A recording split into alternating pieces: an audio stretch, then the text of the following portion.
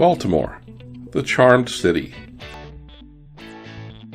A city of neighborhoods with 66 National Register Historic Districts and 33 local historic districts. I've lived a bit south of Baltimore for almost 20 years, but rarely ventured into the city except for specific events. But that's all about to change. Nearly one-third of the city's buildings are designated as historic in the National Register, more than any other U.S. city. Founded in 1729, there's so much history and culture in the Mid-Atlantic's second largest port city that to ignore this and not experience it and share those adventures would be a great opportunity lost. Follow along as we explore the historical and cultural gems of the city and get to know those neighborhoods that have bonded together to make this city what it is. A colorful mix of beauty, quirkiness, and blue-collar personality that makes it unique among U.S. cities. Come see where we're going today. Westminster Presbyterian Church and Cemetery, now called Westminster Hall and Burying Ground, is a graveyard and former church located at 519 West Fayette Street. The complex was declared a National Historic District in 1974. The graveyard was established in January 1787 by the First Presbyterian Church of Baltimore. First Presbyterian, a congregation of socially and economically elite local Presbyterians and Reformed Protestants, at that time, had been located in downtown Baltimore since its founding in 1761. Over the next 60 years, the burying grounds became the final resting place for many important and influential merchants, politicians, statesmen, and dozens of veterans, officers, and soldiers of the American Revolutionary War and the War of 1812. Many of the who's who of early Baltimore are buried there, including Edgar Allan Poe, who was buried in October of 1849. Poe actually has two graves on this site, his original grave and a monument added in 1875. The original burial spot towards the back of Westminster Hall is marked by a headstone with an engraved raven.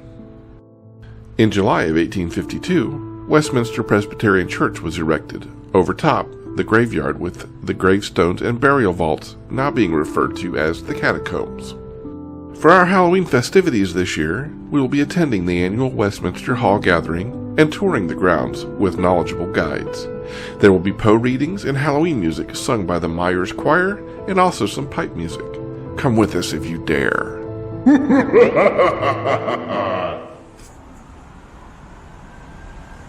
I love these gates. Hello there. We are outside of the Westminster Hall here in beautiful downtown Baltimore, being serenaded by the sirens of some sort of service vehicles, and we're kind of a little bit early, so we're just taking a quick look around outside and we're going to wander around. What do you think? What do you think? I'm excited to see it. I'm excited to see the front entrance. I'm excited for the Dan Meyer Choir. Nice. Look at this old stone here.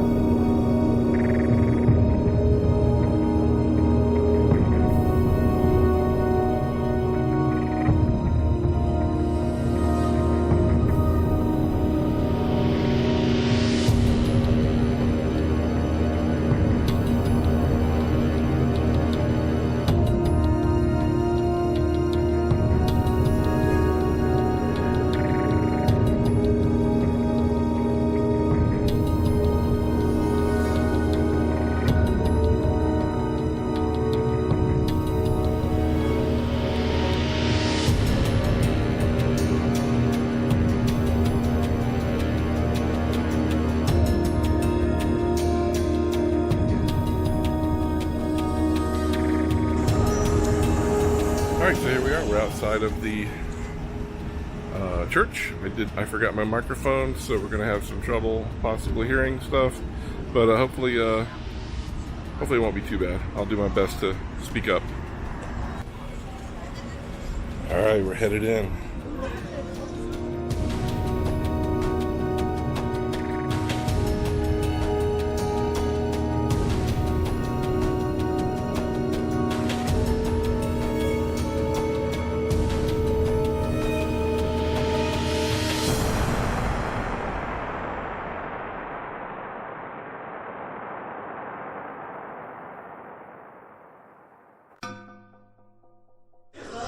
Thank you.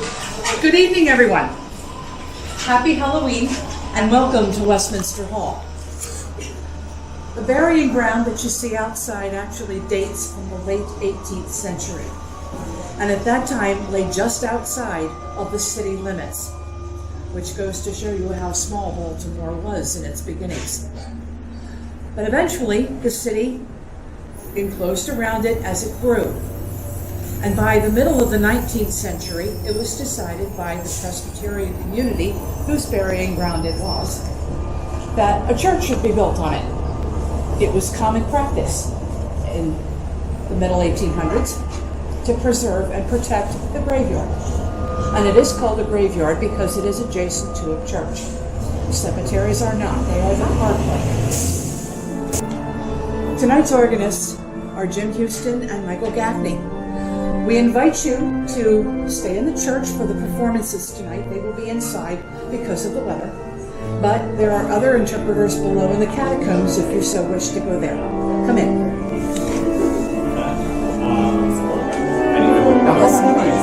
The whalebone. The hoops are not having the material the same. Oh, because I thought it was whalebone. Or is that Horse hoops. But modern whalebone.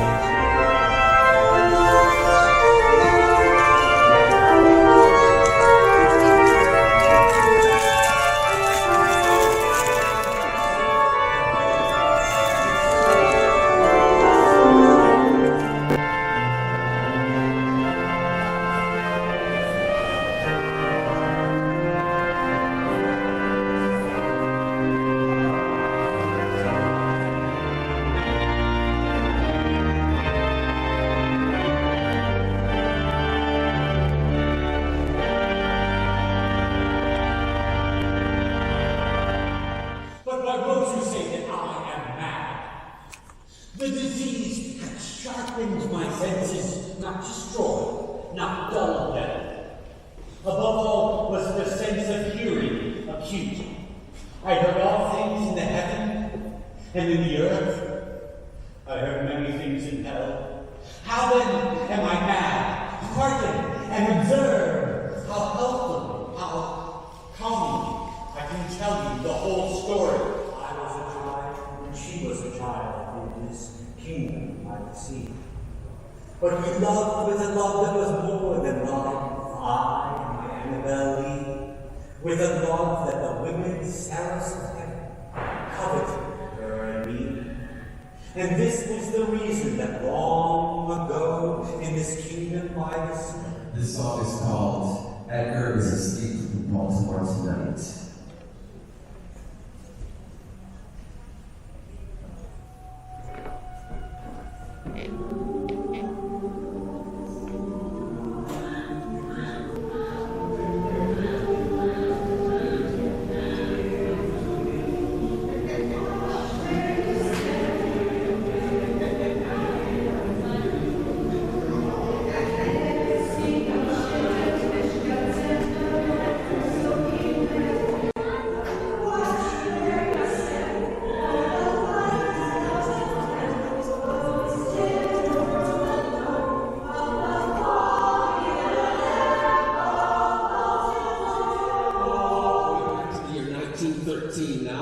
When the ship Allenchine was out in the harbor loading up with dynamite to build the Panama Canal.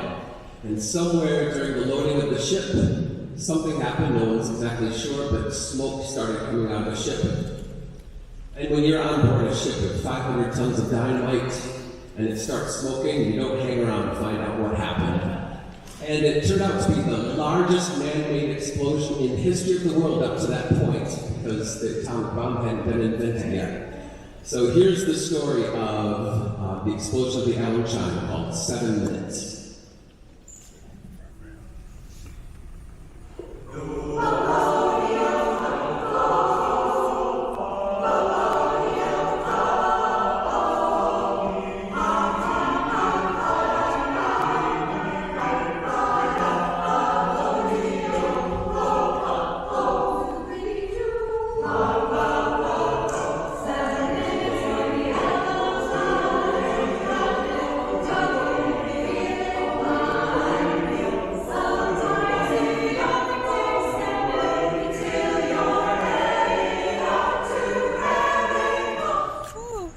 What did I say? It was a little like it's been entertaining, very interesting, entertaining. Not with nearly the same energy, but Okay. hey. God, this was really interesting and entertaining. We Like that? had fun. Okay, whatever.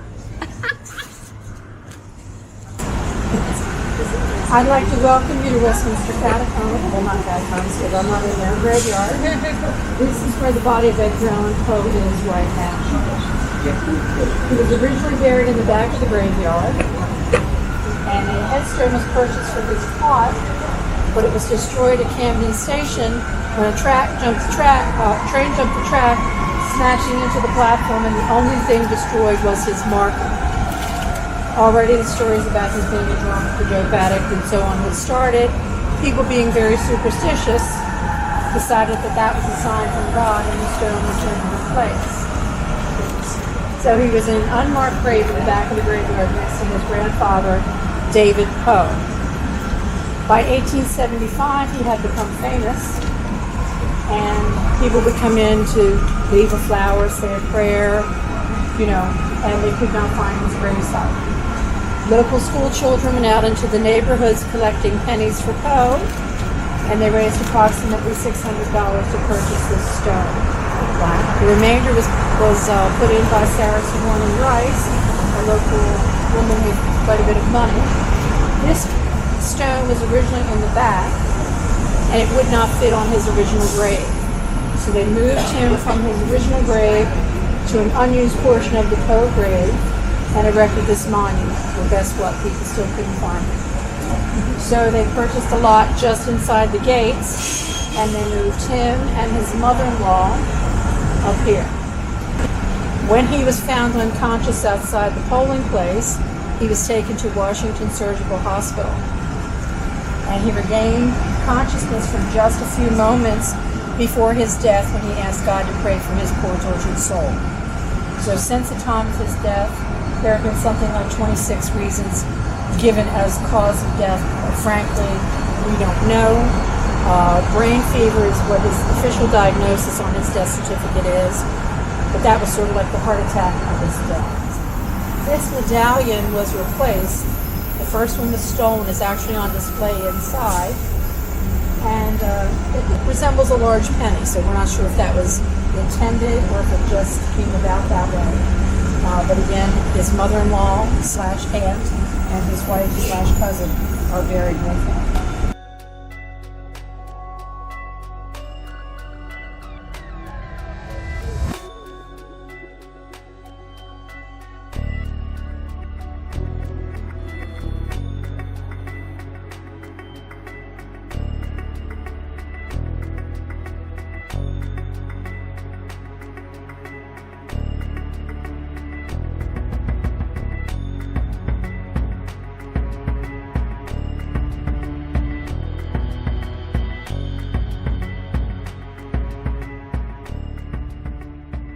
Welcome to the Westminster Catacombs. The cemetery began its life in 1786 when the First Presbyterian Church of Baltimore purchased a little over an acre of property from Lieutenant Colonel John Edgar Howard for £150. The catacombs were created in 1851 during the construction of the church. Having decided at this late date that they wanted a church on this property, they had a problem. The cemetery had already been divided into lots. Most of the lots were already occupied. There was no large space open, especially for a building of this size. So the compromise was quite ingenious. They literally built the church on top of the existing cemetery. That is why there are vaults and graves underneath.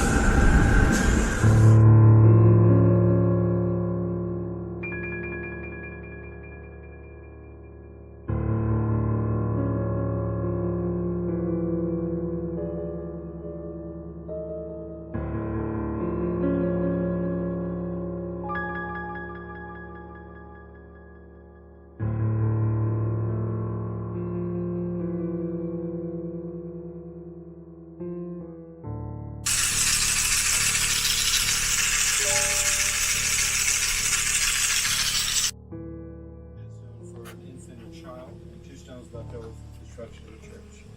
So let everybody have a chance to look into the crypt and explore the rest of the catacombs. Thank you for coming.